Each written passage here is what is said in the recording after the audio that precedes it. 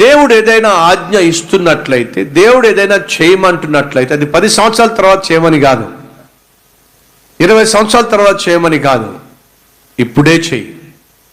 Now go, ఇప్పుడే. నేను నీకేదైతే చేయమంటున్నానో అది ఇప్పుడే చేయాలి.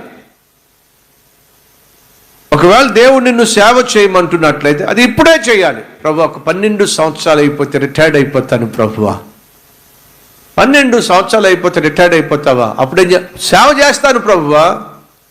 ప్రభుత్వం వాళ్ళు, గవర్నమెంట్ వాళ్ళు, కంపెనీ వాళ్ళు నీకు ఒక స్టాంప్ వేస్తున్నారు ఏమని, ఇక నువ్వు ఉద్యోగానికి పనికి రావు. నీ బుర్ర కావచ్చు, నీ ఆరోగ్యం కావచ్చు, నీకు శక్తి కావచ్చు, నీకు ఇచ్చిన బాధ్యతలు నిర్వర్తించడానికి సహకరించవు.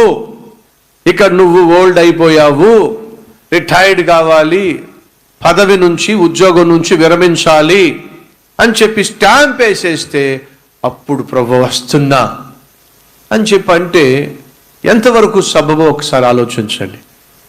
అయినా దేవుడు కనికరం గలవాడు కాబట్టి 60 సంవత్సరాలు నువ్వు నీ కుటుంబం కోసం, నీ కోసం, సంపాదన కోసం, లోకం కోసం, గవర్నమెంట్ కోసం, కంపెనీల కోసం కష్టపడి నీ శరీరంలో ఉన్న కష్టానంతటిని, శక్తినంతటిని దారిపోసి ఇక 60 సంవత్సరాల తర్వాత సేవకు వస్తానన్నా కూడా దేవుడు పాపం కనికరించి రాణిస్తున్నాడు. సరే, మిగిలిన కాలం అన్నా నువ్వు నా కోసం ఉపయోగపడు అని చెప్పి అవకాశం ఇస్తున్నాడు. ఎందుకంటే ఆయన కనికర సంపన్నుడు కాబట్టి. కానీ అలా కాకుండా శక్తి ఉన్నప్పుడే, బలం ఉన్నప్పుడే, ఆరోగ్యం ఉన్నప్పుడే, ఆర్థికంగా స్తోమత ఉన్నప్పుడే నువ్వు దేవుని కోసం జీవిస్తే ఎంత బాగుంటుంది. నువ్వు చేస్తుంది తప్పు,